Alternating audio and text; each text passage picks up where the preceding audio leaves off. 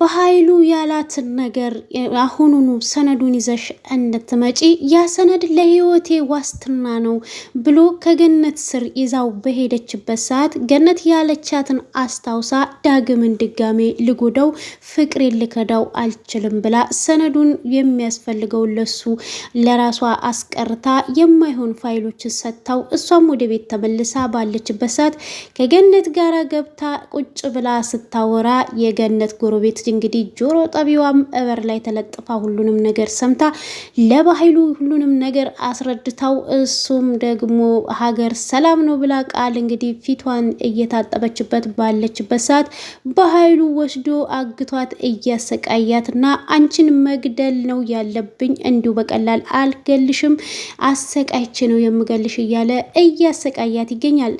ዳግም በእናቱና በቃል የተሰራበትን ተንኮል ሁለቱ ሲሾካሸኩ በጆሮ ሰምቶ እናቴ አሁኑኑ ብሌን ጋር ሄደን ይቅርታ እንድታደርግልኝ ሁሉንም ነገር እንድታስረጃት እፈልጋለሁ፣ ያለሷ መኖር አይታሰብም እያላት ይገኛል። ቃልም ሰለሞን ያለውን ነገር ስለናቷ ስለነገራት እሷም እጅግ እየተደሰተችና እናቷን እየተንከባከበች ትገኛለች። እናቴ እውነቱን እስከምነግርሽ ድረስ እናቴ እውነቱን እስከምነግርሽ ድረስ በጣም ቸኩያለሁኝ። እናም የቃል ምርመራ ከመጣ በኋላ ሁሉንም ነገር አፍረጥርጬ ልጅሽ እንደሆንኩኝ ብስራቱን አበስርሻለሁ። አሁን ግን ያንቺን መንከባከብ ግዴታዬ ነው እያለች ትገኛለች። ዶክተሩም እንግዲህ ምርመራውን ውጤት ይዞ ወደ ቤት መጥቶ ሰላምም ለበኃይሉ ስልክ ደውላለት ከብሌን ጋር ከቃል ጋራ እንድትመጣ እፈልጋለሁ ብለው እነሱም ወደ ቤት ሲመለሱ እንግዲህ ያዩትን ነገር ማመን አቅቷቸው ደንግጠው እንደ ስልክ እንጨት ቆመው ይገኛሉ። ሰላም ጤና ይስጥልኝ ውድ የተከበራችሁ የቻናሌ ቤተሰቦች እንደምን ከረማችሁ? ተወዳጁን አደራ ድራማን ቀጣዩን ክፍል ይዤላችሁ መጥቻለሁኝ። በጣም አዳዲስ ነገሮች ተፈጥረዋል፣ እጅግ ደስ የሚሉ እንደተለመደው በትትና ተከታተሉኝ። ብሌን ሰለሞን ስለ እናቷ ከነገራት በኋላ እሷም ወደ ቤት ስትመለስ እናቷ ሶፋ ላይ ተኝታ ሰላም ነበረ። እሷም እስሯ ጠጋትልና እናቴ በስንት መከራ አገኘውሽ የኔ ስስት፣ እኔ ስንት ዓመት ሙሉ ስፈልግሽ ለካ አጠገቤ ነበርሽ። አንቺ ምንም በማታቂበት በዚህ ጋር ወንድምሽ ሲያሰቃይሽ ያንቺን ሞት ሲጠብቅ የነበረው ወንድምሽ ነበረ። አሁን ግን እኔ መጥቼልሻለሁ እናቴ። በዚህ እጆችሽ ነበረ እኮ ያኔ ልጅ ሆኜ የምታጎርሽኝ እናቴ። ይሄ እጆችሽ እኮ አሁን እንዲያጎርሱኝ እናፍቃለሁ እናቴ። አሁን አግኝቼሻለሁ እያለች እንግዲህ የልቤን ትርታ ብታዳምጩ እያለ እየደባበሰቻት፣ ሰላም ግን ተኝታ ነበረ። በአጋጣሚ ሰላም እናቴ አግኝቼሻለሁ የሚለውን ቃል ሰምታ ከእንቅልፏ ስትባንን ምንድን ያልሽው ልጄ? እውነቱን ንገሪኝ ምንድን ነው ብላ ደንግጣ ከእንቅልፏ ትባንን በተነሳችበት ሰዓት አይ እሷን መለስ ስትልና እንባዎቿን ታብስና ብሌን አይ ምንም አይደለም እናቴ ትላታለች። አንቺ ለምንድን ነው ሁሌ ጊዜ ድብቅ የምትሆኙ? በእውነቱን ንገሪኝ ትላትና እሺ እናቴ እነግርሻለሁ ብላ ትንሽ ካሰበች በኋላ ሰለሞን ሁሉንም ነገር ታበላሻለሽ፣ ግን ትንሽ ታገሺ። አሁን ለሰላም እንዳትነግሪ፣ ምክንያቱም አሁን አንቺ እናትሽ እሷ እንደሆነች ካወቀች ሰላም ሌላ ችግር ይፈጠራል ያላትን ታስታውስና ዋጥ አድርጋት ይዘውና አይ ምንም አይደለም ትላታለች። ወላጅ እናቴ ናፍቃኝ ነው። ሰላምም እናትሽም አንድ ቀን ታገኛታለሽ ስትላት እሷም እትዬ እናቴ ቅርቤ ናት፣ እናም ነገሮች ጋርደው ነው እንጂ ቅርቤ እንደሆነች ነው የምሰማኝ፣ እርግጠኛ ነኝ ትላታለች። ነገሮች ከተስተካከሉላት በኋላ እርግጠኛ ሆና እናቷን እንደምታገኝ ስትነግራት ሰላምም እንደዛ ብሎ ማሰብ ይሻላል ትላታለች። ብሌንም ጥምጥም ብላ ናፍቆቷን ትወጣለች። ሰላም ግን ይሄንን ነገር አልገባትም፣ እጅግ ግራ ተጋብታ ነው የምትገኘው። ቃልም ሰነዱን ይዛ ከመጣይ በኋላ አንቺ ዳግምን አሳልፈሽ ሰጠሽ ወይ? ዳግም በህይወት ፈረድሽበት ወይ ስትላት ፋይሉን አንስታ ትሰጣታለች። እኔ ይሄንን እንዴት አደረግሽ ብላ ስትጠይቃትም ላንቺ ብዬ ሳይሆን ለዳግም ብዬ ነው ያደረግኩት ትላታለች። እናም አሁን ይሄንን ያደረግኩትን ነገር ጊዜው ቢዘገይም እንኳን በኃይሉ ይደርስበታል። ያን ጊዜ ግን ምን እንደማደርግ አላውቅም ትላለች ቃል። ገነት ግን አይዞሽ እኔ መቼም ቢሆን ብቻሽን አልተውሽም ትላታለች። የጆሮ ጠቢዋ እንግዲህ የገነት ጎረቤት ፋይሉን ለመፈለጉ ወደ እሷ ቤት ስትመጣ በአጋጣሚ ገነት ከሰው ጋር ስታወራ ስለሰማች በር ላይ ተለጥፋ ታዳምጣለች። ገነት ማን ከማጋራ ነው እያወራች ያለችው? እችስ ማናት? ምንድናት? ስለምን ፋይል ነው የሚያወሩት? በኃይሉ አንጭ ያለኝን ፋይል ይሆን ብላ እንግዲህ ስታዳምጥ ሁሉንም ነገር ትሰማለች። ገነትም በኃይሉ በጣም ካስጨነቀ ሰነዱን የወሰደችው ገነት ናት በይውና ንገሪው ትላታለች። ይሄን ጊዜ የገነት ጎረቤት እችማ ፋይሉን አምጪ ያለኝን ወስዳ ሰጥታው የእሱ የሚያስፈልገውን ፋይል አስቀርታ ለገነት የሰጠቻት እሷ ናት። ስለዚህ ይሄማ ጥሩ ዜና ነው። በጠዋት ይሄንን እንድሰማ ነው ወይ አምላኬ ያመጣኸኝ? ተመስገን። በኃይሉ ይሄንን ሲሰማ ደግሞ በጣም ደስ ይለዋል። በምትኩ ደግሞ ጠቀም ያለ ገንዘብ ይሰጠኛል ብላ ተደስታ ትሄዳለች። አበስኩ ገበርኩ እንደዚህ አይነት ሰው እግዚአብሔር አምላክ ያዝልን። ጎረቤቱን፣ ጓደኛውን፣ ዘመዱን፣ እህት ወንድሙን የሚሸጥ ገንዘብ እያወረው ሰው ምንም ከማድረግ ወደኋላ እንደማይል ነው የሚያሳየው። እሷም በደስታ ነበረ እየከነፈች እንግዲህ ወደ በኃይሉ የሄደችው። የምስራች በሰማችበት ቀን መምሸቱ አይቀርምና ብሌንም ወደ ክላሷ ትገባና ያንን ታስታውሳለች። ሰለሞን እንዴት እንደነገራት እሱንም ሁሉንም ነገር ካስታወሰች በኋላ እናቴ ለካ ቅርብ የሆነች ነው እንደዚህ በናፍቆትሽ ስራብ የኖርኩት። አሁን ደግሞ ካወኩሽ በኋላ ናፍቆቴ እጅግ እየበረታ ነው። እኔ ላንቺ ሁሉንም ነገር ስነግርሽ የሚሰማሽን ስሜት ማወቅ ፈልጋለሁ ጉጉት ላይ ነኝ ብላ ቁጭ ብላ ካሰበች በኋላ ሁሉም ነገር በቅርብ እንደሚያበቃ እያሰበች እሷም መተኛት ብቻዋን ስላልቻለች ወደ ገነት ክላስ ታቀናለች። ገነት ክላስም ስትደርስ ገነትም ለመተኛት አልጋዋን እያስተካከለችበት ባለበት ሰዓት ገነት ቀና ብላ ስትመለከት ብሌን አጠገቧ ቆማ ነበረና ምን ነው ብሌን ምን ሆነሻል ስትላት እናቴ ዛሬ አብሬሽ ልደር ስትላት እንዴ ምን ነው በሰላም ነው ምን ሆነሽ ነው ስትላት አይ እኔ ክላስ ዛሬ አይጥ ገብቶ እኔ ደግሞ አይጥ በጣም ነው የምፈራው ስለዚህ ከአንቺ ጋር መተኛት ትፈልጋለሁ ትላታለች።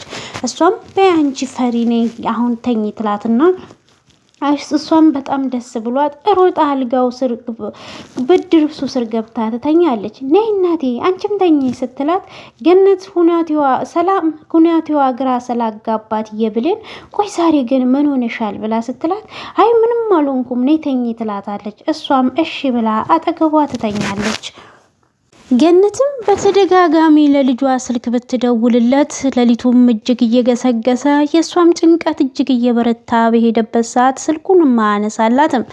እንደውም ምን ይሻለኛል ብላ እንትን ስትል ብሌንም እባክሽ አትጨነቂ ምን አለ መልካሙን ነገር ብትመኝ ስትላት ቃል እሷም እኮ እናት እኮ ነኝ የእናት ሆድ እኮ ክፉ ነው ምክንያቱም ክፉ ነገር ነው እንጂ መልካም ነገር አያስብም።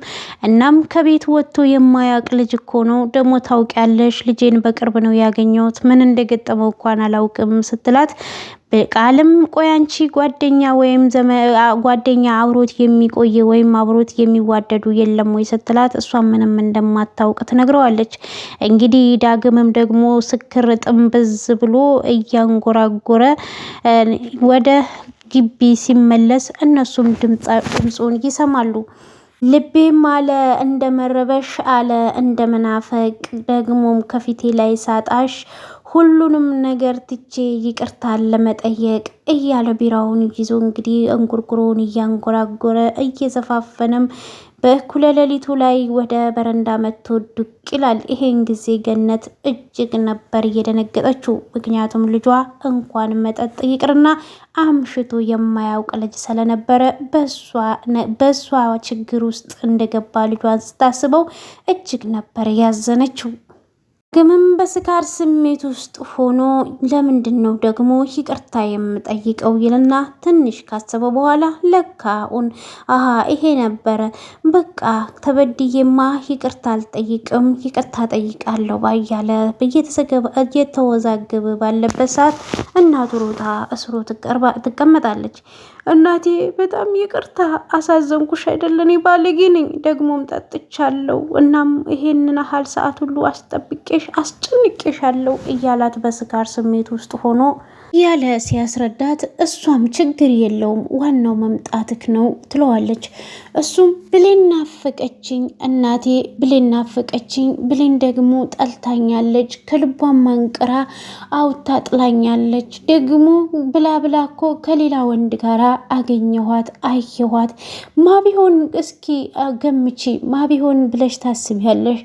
ያ የሰለሞን ሰው ያ የበኃይሉ ሰው ሰለሞን ጋር አየኋት ብሎ እንግዲህ እያለቀቀሰ ሲነግራት፣ እሷ ግን በእንባ ታጅባ እንባዎቿ በጉንጯ ላይ እየፈሰሱ ይመለከታታል።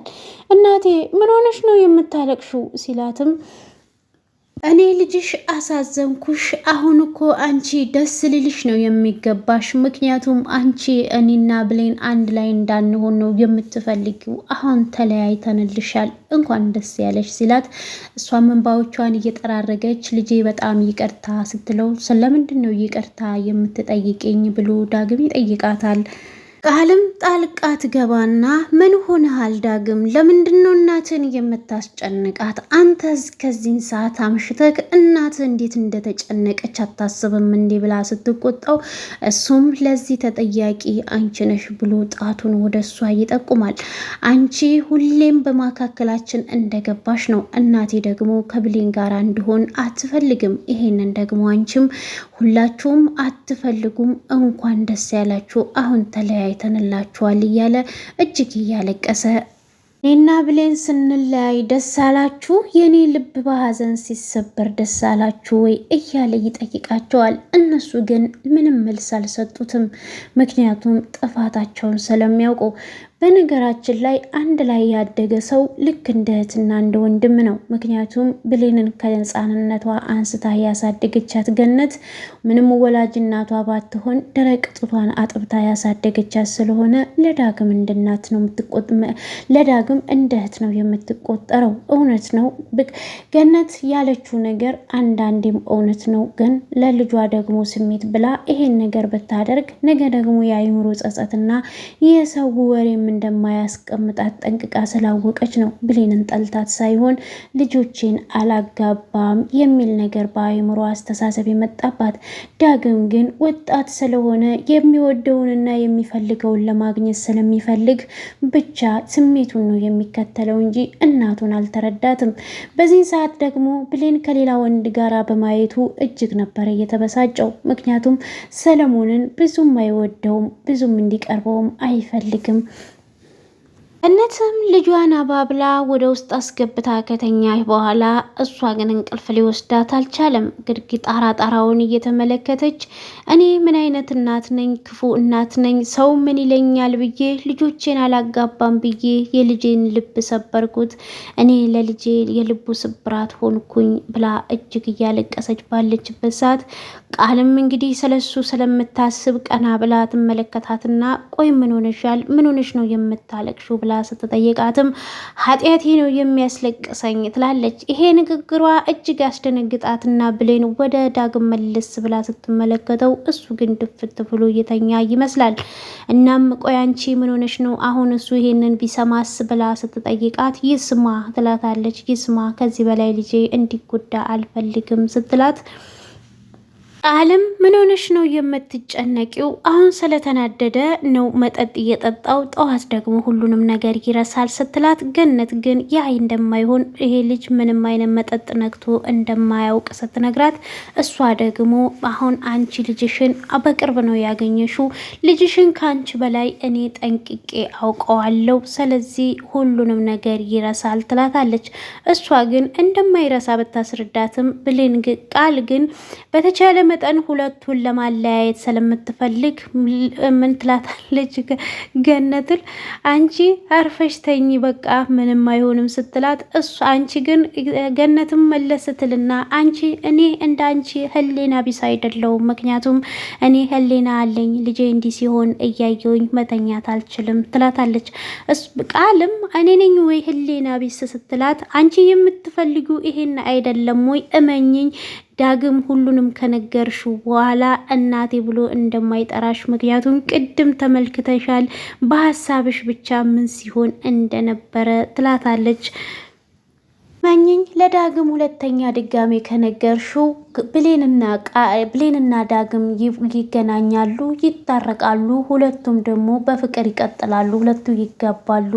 ያን ጊዜ አንድ አይደለም ሁለቱ ልጆችሽን ታጫለሽ፣ ይቆጭሻል፣ አይዞሽ ተረጋጊ ትላታለች። እሷም እንዴት አድርጌ ነው የምረጋጋው ስትል ዳግም ድንገት ቀና ይልና ቆይ እናንተ ምን ሆነሻል እናቴ ስታለቅሽ ሰማው ልበል ነው ወይስ ምንድን ነው ብሎ ሲጠይቃትም ቃል መለስ ስትልና አይ እናትህ እኮ ትንሽ ቅዠት ስላየች ነው እንጂ ትተኛለች ትለዋለች። ገነትም አዎ ልጄ ቅዠት ነው ብላ ትለዋለች። እሱም በሉ እናንተም ተኙ፣ አሁን እኮ እኩለ ሌሊት ነው፣ ጎረቤት ትረብሻላችሁ ብሎ የለበሰውን ብርድ ልብስ ሲከናነብና ይተኛል። ብሌንም ማለዳ ትነሳና ለእናቷ ቁርስና ቡና ካዘጋጀችላት በኋላ እናቷ ትነሳለች። ገነት እንዴ ምን ነው በጠዋት ይሄ ሁሉ ምንድን ነው? ለምን ብቻሽን ሰራሽ? ለምን አልጠራሽኝም? ምን አለ ብላ ስትጠይቃትም አይ እናቴ ትናንትና ደብሮሽ ስለዋለ ዛሬ ቀንሽን በአሪፍ እንጀምረው ብዬ ነው። እናም ጠዋት ቀንን በአሪፍ መጀመር ቀኑን ሙሉ ብሩህ ይሆናል ሲባል ሰምቼ ነው ትላታለች። ሰላምም ፈገግ ብላ ልጄ ከትናንት ጀምሮ እናቴ እያልሽ ነው የምጠሪኝ ስትላት፣ አይ አንቺ ከደበረሽ መቅረት ይችላል እንደዚህ ዝም ብዬ ነው ትላታለች። ሰላምም ሁሌም እናቴ ብለሽ ጥሪኝ፣ እኔ የእውነተኛ ልጄ እንደጠራችኝ ያህል ነው የሚሰማኝ ትላታለች። እናም እሷም ደግሞ ትልና እሺ ደግሞ ብላ ስትጠይቃትም ወዲያው መለስ ስትልና በቃ ምሳችንን እንብላ ቁርሳችንን እንብላ ትላለች ብሌን። እሷም እሺ በቃ እጅን ታጥቤ ልምጣ ብላ ሰላም ወደ ውጭ በወጣችበት ሰዓት እናቴ በቅርቡ ልጅሽ እንደሆንኩኝ ታውቂያለሽ። አሁን አንዴ ብቻ የምርመራው ውጤት ይምጣ፣ የቃልና የባህይሉ ተንኮል ሲጋለጥ ያኔ በነፃነት አብረን እንኖራለን እያለች እጅግ እየተደሰተች ትገኛለች። ዳግም በማለዳ ይነሳና ከተኛበት ፍራሽ ላይ ተቀምጦ ቁጭ ብሎ ገነት ታየዋለች። እሷም እጅግ ደንግጣ ቆይ ዳግም ምን ሆነክ ነው በዚህ በማለዳ የተነሳከው ስትለው እናቴ አሁን አንድ የምንሄድበት ቦታ አለ ተነሽና ፊትሽን ታጠቢ ብሎ ይላታል። እንዴ የት ነው የምንሄደው ብላ ስትጠይቀው እሱን እዛ ስትደርሽ ታየዋለሽ ይላታል። እናስ ቁርስ ሳንበላ ነው ወይ የምንወጣው ስትለው አይ ቁርሱ ከዛ በኋላ ይደርሳል ይላታል። እሷ ግን ግራ ተጋብታ የት ነው የምንሄደው የሚለውን ቃል በተደጋጋሚ ስትጠይቀው እሱም ብሌን ጋ ነው የምንሄደው፣ አንቺ ቃል እኔ ጋር እንድትተኛ ያደረግሻት አንቺ ራስሽ ስለሆንሽ ለብሌን ደግሞ ሁሉንም ነገር እንድታስረጃ ትፈልጋለሁ ይላታል። እሷም ምንም ማምለጫ ስለሌላት የልጇን ስሜት ሌሊት ላይ ስላየችው እንደተረበሸ ስለምታውቅ ምንም ሳትናገር ወደ ብሌን ቤት ይገሰግሳሉ። እዛም ከደረሱ በኋላ በሩን በኃይል ያንኳኳሉ። ብሌንና ገነት ቁርሳቸውን እየተሳሳቁ እየተደሰቱ እየበሉ ነበረ።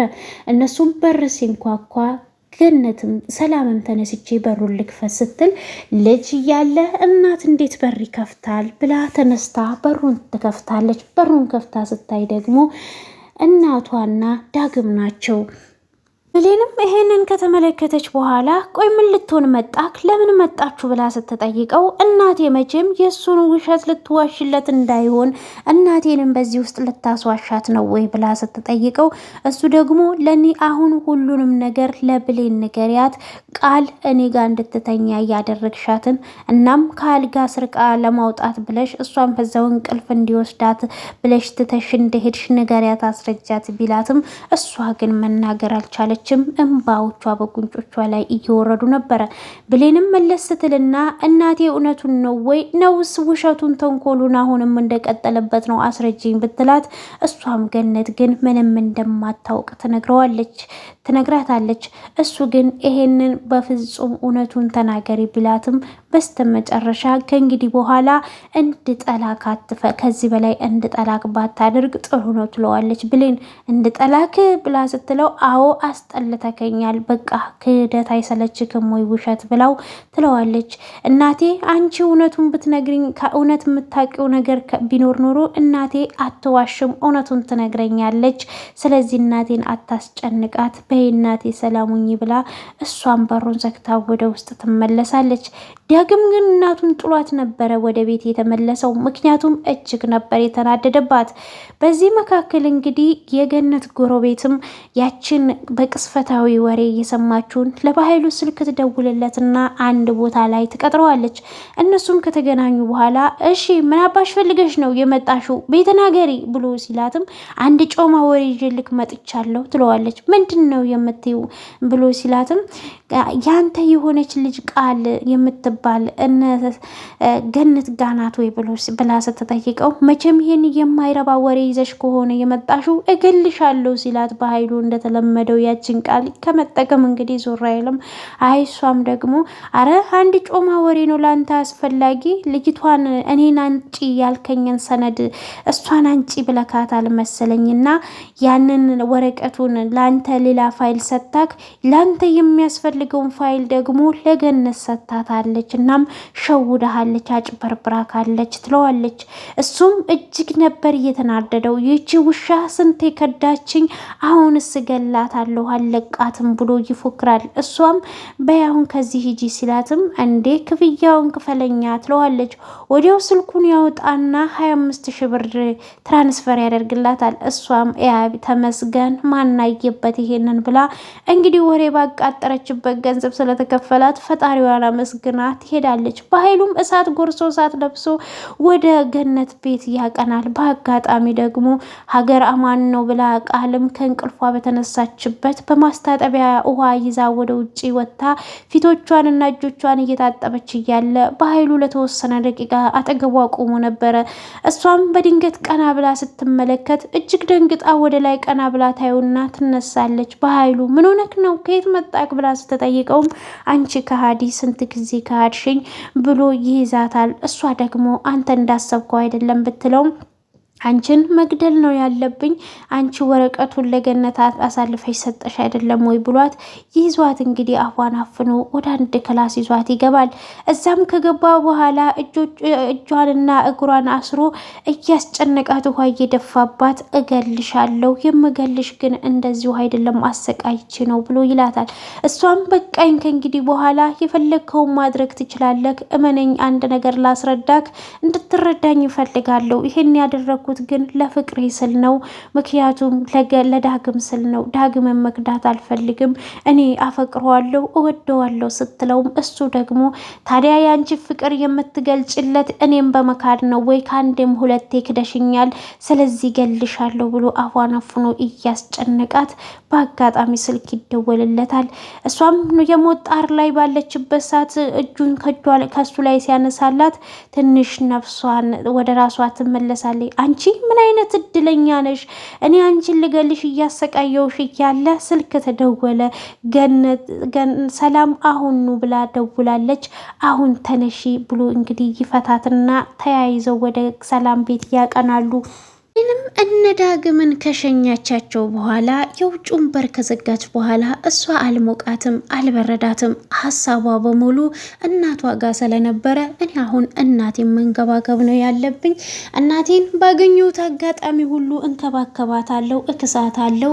እናም እንክብካቤ ሳበዛባት ደግሞ እንትጠራጠራለች።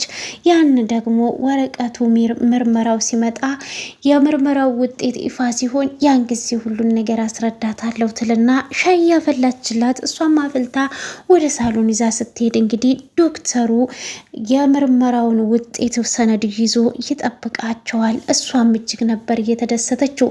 እነ ቃልና በኃይሉም ተያይዘው በር ላይ ከደረሱ በኋላ በኃይሉም ያስቆማትና የተለመደው ዛቻውን ትሰሚኛለሽ፣ ይሄ አይንሽን ለአንድ ሰው ትንፍሽ እንዳትይ አሞሽ ብቻ እንደሆነ ተጠየቁሽ ንገሪያቸው ይላታል። እሷም እሺ ምንም ነገር አልናገርም አታስብ ትለዋለች። በሳሎኑን በር ከፍተው ወደ ውስጥ ሲዘልቁ ያዩትን ማመን አቅቷቸው እጅግ ደንግጠው ነበር የቆሙት።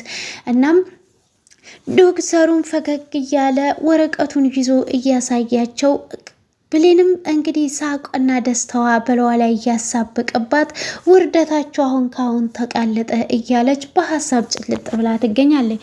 ሰላምም እንኳን በሰላም መጣችሁ ኑ አረፍ በሉ የምርመራው ውጤት ስለወጣ ለዛ ነው እየጠራኋችሁ ስትላቸው ነበረ።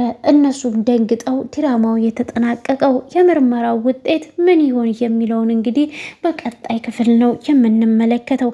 አደራ ድራማ እጅግ አስተማሪና ለአንድ ስግብግብ ሰዎች ቃላቸውን ለሚበሉ እምነታቸውን ለሚክዱ ሰዎች እጅግ አስተማሪ ድራማ ነው። ሰላም ይሄን ያህል ዘመን በሞላ በወንድሟ ተክዳ ወንድሟ የእሷን ልጅ እንደ ሰራተኛ አስገብቶ የሌላን ልጅ ደግሞ አምጥቶ ቤቱ ውስጥ እሷን እንደ ንጉስ ልጇን ደግሞ እንደ ባሪያ ሲያስገዛ የነበረ ነው። ይሄንን እውነታ ስታውቅ በወንድሟ ላይ ምን አይነት እርምጃ ትወስዳለች? ዘላለምስ ይቅር ትለዋለች? ይሄንን ለእናንተ ትያችቻለሁ። ሀሳብ አስተያየታችሁን በኮመንት ላይ አስቀምጡልኝ። ለዳግም ደግሞ መጽናናትን እንመኝለታለን። ምክንያቱም እህቴን ካላገባው ብሎ ነው እያሰበና እያስጨነቃት ያለው። እናቱን አንድ ላይ አብሮ በልቶ አብሮ ካደጉ እንደ እህት ነው መወለድ ቋንቋ ነው የሚለው አማርኛ እገነት ላይ ሰርቷል። ልጇ ላይ ግን ደግሞ በጣም እየረበሸውና እያሳመመው ነው የሚገኘው። በሌላ ቪዲዮ እስከምንገናኝ ሰናይ ቆይታ ይሁንላችሁ። ስለምትከታተሉኝና ስለምታበረታቱኝ ከልብ አመሰግናለሁ። ባይ ባይ።